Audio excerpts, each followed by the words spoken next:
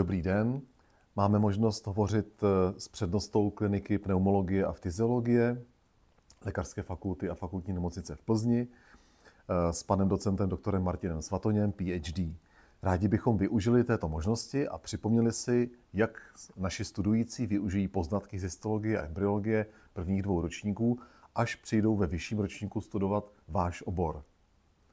My se v histologii učíme o vrstvách několika mikroskopických bariér, které v lidském těle mají opravdu zásadní význam, a k nim patří alveolokapilární membrána, bariéra mezi krví a vzduchem.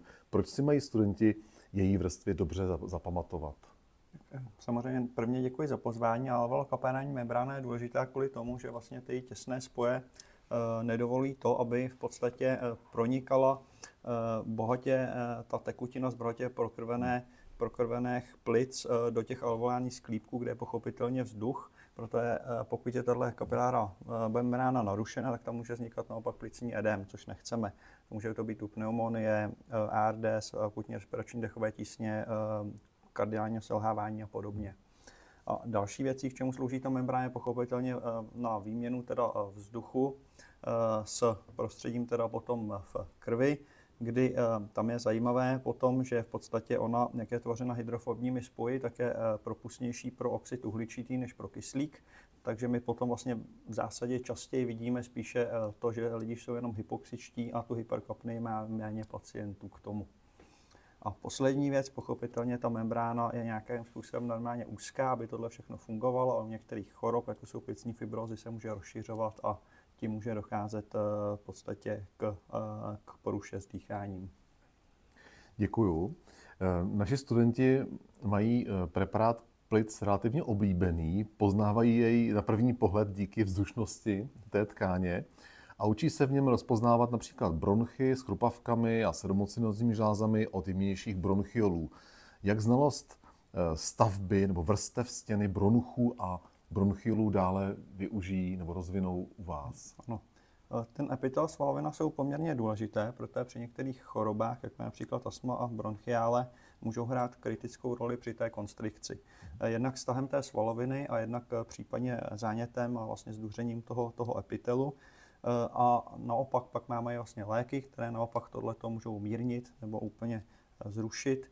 Když se budeme bavit konkrétně třeba u té svaloviny, tak antagonisté muskarinových receptorů blokují parasympatikus a díky tomu v podstatě tlumí účinek acetylcholinu, což snižují ten tonus té svaloviny a můžou se ty průdušky roztáhnout. Naopak beta-agonisté podporují vlastně tu relaxaci zase trošku jiným mechanismem.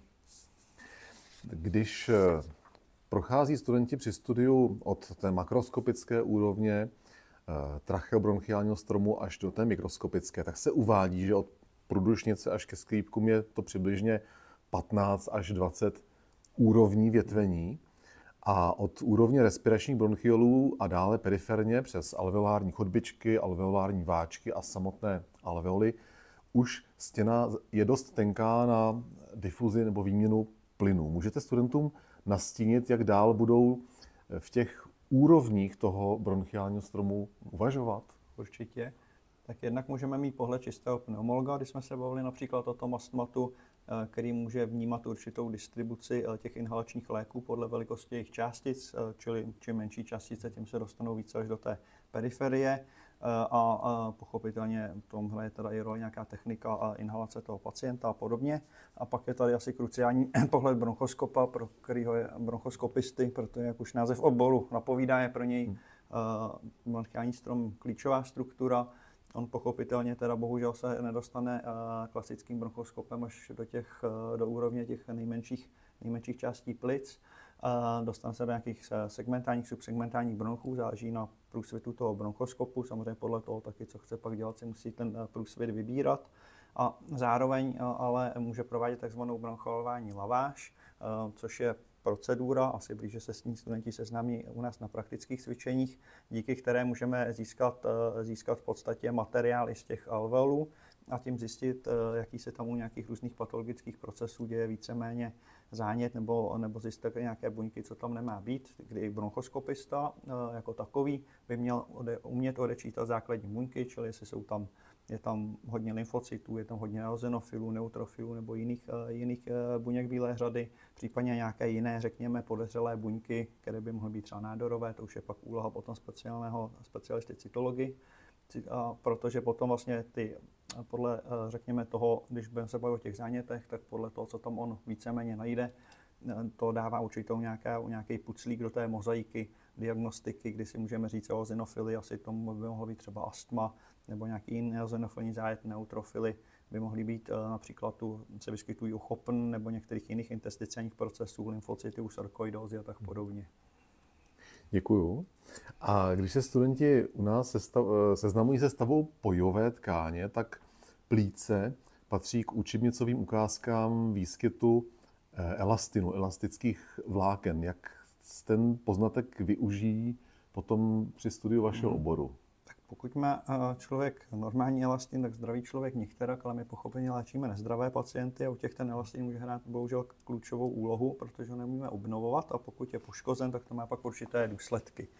Ono víceméně v podstatě určité metaloproteinázy ho můžou, řekněme, ničit a elastázy neutrofilů, ale máme i obranné nějaké mechanismy, například alfa-1 antitrypsin, které to naopak se snaží nějak držet souladu a bránit tomu, ale u některých pacientů, když se bavíme o alfa-1 antitrypsin, takže můžou mít vrozený nedostatek a tím právě ten elastin může být zničen. My naštěstí už máme nějaké substituční mechanismy, jak tomuto můžeme zabránit, ale u jiných pacientů, například kuřáků, může dojít k tomu disbalanci vlastně mezi těmi mechanismy a může se ten elastin více odbourávat, což pak u nich vede potom vlastně de facto jednak k plicnímu emfyzému, postupně k destrukci těch alveolů a s čímž pak souvisí, že ztrácí ta plíce i tu elasticitu jako takovou, takže mají poruchu expirace, dochází k tzv. Hyperinflaci, že ty plíce jsou svým způsobem tak trošku jakoby nadechnuté, když to řeknu lehce zjednodušeně. A pochopitelně teoreticky ještě ten elastin může hrát trochu v nějakých, řekněme, tím okolím svým tahem může potom, pokud je narušený více takzvaným tročním bronchiektázím, kdy vlastně se ten bronchus svým tahem z okolí rozšiřuje. Když ještě zůstaneme v tom intersticiálním vazivu plic, tak to vazivo je velmi jemné a jeho struktura na rutinních histologických preparátech studentům není moc patrná. A ten význam by možná mohl na první pohled unikat. S čím se budou ohledně plicního intersticia setkávat nejčastěji u vás, v vašem oboru? V tomto směru určitě s intersticiálními plicními chorobami, kde jsme brali do důsledku několik set, ale jdou rozstřídit do nějakých kategorií a v zásadě vznikají buď to z nějakých příčin známých, ať už je to inhalace organických nebo argonetických některých látek, autoimunitními pochody, anebo některých jsou idiopatické, kdy bohužel ještě nevíme, co k ním vede. Čili kdy tady vlastně to právě vazivo, které skoro není patrné, jak jste zmínili, je nahrazováno silnějším a ta fibrotizace pak právě vede k poruše výměně plynů a tím pádem k dušnosti těch pacientů. Děkuju. Když se ještě vrátíme na chvilku k epitelu dýchacích cest, tak naši studenti se u víceřadého cylindrického epitelu, průdušnice a bronchů učí o řasinkovém aparátu na povrchu těch buněk. S jakými vlastnostmi nebo funkcemi těch řasinek se budou setkávat ve vašem oboru? Tak samozřejmě význam těch řasinek je, aby docházelo k takzvanému mukocelální clearance, čili samoočišťování těch dýchacích cest, kvůli tomu tam ty řasinky jsou. Ale pokud fungují špatně z různých důvodů, tak ten hlen může stagnovat, dochází tam k zánětům, které když se opakují, tak právě potom můžou být v podstatě k řekněme, narušení funkce nebo zeslabení těch průdušek, ale opět k těm už zmíněným bronchiektázím, k rozšíření jejich.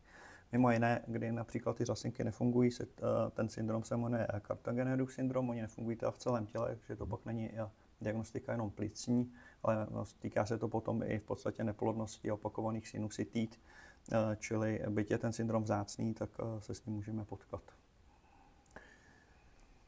Když zůstaneme ještě u průdušnice a průdušek, tak tam na histologickém preparátu jsou nepřehlednutelnými strukturami seromucinózní žlázy, vlastně jeden ze zdrojů toho hlenu. S jakými projevy jejich funkce se studenti budou setkávat u pacientů vaší kliniky, co se týče teda těch žláz? Ano, u nás se setkají s tím pochopitelně, když pokud nějak hypertrofují nebo vedou k nadměrné sekreci toho hlenu, ať už zase astma, chopn a podobné podobné chronické choroby, kdy my se potom snažíme, aby ten hlen tam nestagnoval, jak jsem říkal, což může víc k těm poruchám, jako jsou bronchiektáze a podobně, a opakované záněty. Buď to si ho řekněme narušením jeho molekulárních můstků snížit jeho viskozitu, takzvanými mukolytiky, nebo zvýšit hydrataci hlenu, aby šel opět snažit vykašlat sekretolytiky a podobně. A když se bavíme o hlenu, tak zvláštní takovou jednotkou nebo speciální je cystická fibróza, zase další dědičné onemocnění u nás, kdy tam je porucha vlastně chloridových kanálů vrozená, což pak vede ale sekundárně i k poruše vlastně transportu vody a sodíkových kationů a tím zahuštěním toho hlenu a opět v podstatě zase k chronickým zánětům, pokud se bavíme o projevech v plicích. Ono samozřejmě má projevy i jinde po těle. Děkuju. Výhoda je teda, že ji můžeme léčit zase takzvaný CFTR modulátory, někdy se tomu říká i genová terapie. Děkuju. Když bych zůstal u eozinofilů a astmatu, oba ty pojmy už tady dneska zazněly, v každé vlastně základní učebnici histologie dnes při prvním seznámení s eozinofilními granulocyty tam zazní jejich souvislost s atopií, s typem přecitlivělosti zprostředkovaným imunoglobuliny třídy E. A ve vašem oboru se pak budou věnovat studenti astmatu. Můžu vás poprosit o komentář o astma a eozinofily? No, tak jednak samozřejmě ty samotné eozinofily jsou klíčovým projevem u nejčastějšího typu astmatu, což je eozinofilní alergická astma, byť jsou jiné vzácnější, ale do toho nebudeme teď zabíhat, kdy právě na základě v podstatě těch alergenů dojde k aktivaci imunoglobuliny třídy E a na základě dále potom mastocytů a bazofilů, které uvolní určité faktory, které vlastně aktivují ten eozinofil, ten tam dělá ten zánět a tím pádem zvyšují sekreci toho hlenu, stahují ty průdušky a tak dále. A samozřejmě jsou důležitá i ta granula, jednak se podle toho ten eozinofil dobře pozná, tak jak jsem říkal, i základní pneumolog by měl poznat v mikroskopu eozinofil, ale může víc ty granule v produkci některých látek, jako je eozinofilní kationtový protein ECP, který taky značí nějaký právě problém s těmi eozinofily u různých diagnóz, jako je astma bronchiále například. A vlastně ta aktivace těch eozinofilů, kterou jste popsal, potom jaký je dopad nebo jaký je účinek přímo na stěnu těch průdušek a průdušinek? Oni tam tvoří zánět, čili jednak tam bude konstrukce těch průdušek a jednak se bude produkovat více hlenů, což podporuje se dál ten zánět a nepříznivé dosledky na to dýchání. A existuje vliv na přestavbu, třeba dlouhodobou, potom, když ten proces je chronický? Máte pravdu, pokud by vlastně ten astmatik své problémy neřešil, nechal by to být, tak vlastně nakonec může dojít takzvané remodelaci v podstatě těch průdušek, přestavbě té hladké svaloviny a může se ta obstrukce a ty potíže takzvaně zafixovat. Někdy se tomu říká i zarezlé astma, kdy pak je to podobné de facto chopn. Děkuji. Potom další buňky, o kterých se naši studenti učí, jsou makrofágy. Co by si měli studenti pamatovat o populaci alveolárních makrofágů nebo plicních makrofázích? Makrofágy jsou důležité buňky, které mohou pronikat mezi alveoly a intersticium plicní, kde vlastně fagocytují cizorodé částice a patogeny, což je jejich hlavní funkce, čili takové jako fungují jako, řekněme, čističe těch plic, aby vedly, můžeme říct, sterilitě plic, byť už víme, že plíce nejsou úplně sterilní v dnešní době, ale tak zjednodušeně by se to tak dalo říci. A zároveň ale taky víme, že některé mikroorganismy, konkrétně zejména, teda, když se bavíme o pneumologii Mycobacterium tuberculosis, dokáže v podstatě způsobem odolávat tím makrofágům a kdy oni ho v podstatě nedokážejí zpracovat klasickou tou fagocytózou a předávání pak té imunitní odpovědi dál, ale v podstatě ho nějakým způsobem, řekněme, obklopí a vytvoří takzvaný potom granulom, kde vlastně ten sice nějakým způsobem přímo neškodí teda, ale může tam latentně přežívat, potom při nějaké oslabení imunity se může opět aktivovat ta tuberkulóza a zároveň samozřejmě ty granulomy určitým způsobem destruují tu architektoniku těch plic. I v té úvodní teoretické histologii se studenti již poprvé setkají u epitelů s pojmem metaplazie epitelů jako náhrady jednoho diferencovaného epitelu jiným typem. Ve vašem oboru existuje ale velmi medicínsky významný příklad té metaplazie. No, to jste navzal na mé nejoblíbenější téma plicních karcinomů, kde jeden z nich, je jich víc teda typů, se jmenuje dlaždicobuněčný karcinom, čili v podstatě vychází z dlaždicobuněčného epitelu, který ovšem v plicích není. Takže v celku logicky tam právě musí docházet k těm metaplazím a postupnou tou přeměnou potom v té karcinogenezi. A toto v podstatě pochopitelně stimuluje nějakým způsobem kouření, které k tomu jako určitě zásadní měrou přispívá. Děkuju. Když se posuneme k poplicnici a pohrudnici, jak studenti využijí znalost o jejich histologické stavbě, konkrétně o tom, že tam je vlastně jednovrstevný plochý mezotel, který sedí na tenké vrstvě submezotelového vaziva. Jak to využijí v plicním lékařství, tu znalost? Ten vlastně nepoškozený mezotel umožňuje v podstatě posouvání té poplicnice, pohrudnice po sobě a zároveň udržuje, řekněme, to prosakování té tekutiny v tak malé míře, aby to bylo jenom lehké klouzání, aby tam bylo velmi málo. A když je to vlastně ta propustnost nějakým způsobem narušena, ať už zvýšením hydrostatického tlaku, například při srdečním selhávání nebo snížením onkotického tlaku, když ten člověk bude mít málo bílkovin z různých důvodů, například při nějakých renálních selháních, arterních a podobně, nebo pokud se naruší vrstva toho mezotelu přímo, ať už zánětem, tumorem a podobně, tak vlastně se začne více prosakovat a bude se tam vlastně tvořit fluidotorax. Čili tato vrstva je v celku dost významná právě proto, aby jsme neměli ty fluidotoraxy. A samozřejmě taky, co je ještě jako jenom zajímavost, ale pacient to pak vnímá, pokud ten fluidotorax řešíme, že pohrudnice má nervová zakončení, čili pokud děláme punkci výpodku, tak to pacient bohužel trošku pocítí bolestivě. Naopak poplicnice, stejně jako plíce, právě nemají receptory pro bolest, takže bolestivé nejsou. Na závěr bych se zeptal, co nejčastěji naši studující o histologii nebo embryologii plic nevědí a měli by, když k vám ve vyšších ročnících přicházejí. Můžeme jim to připomenout?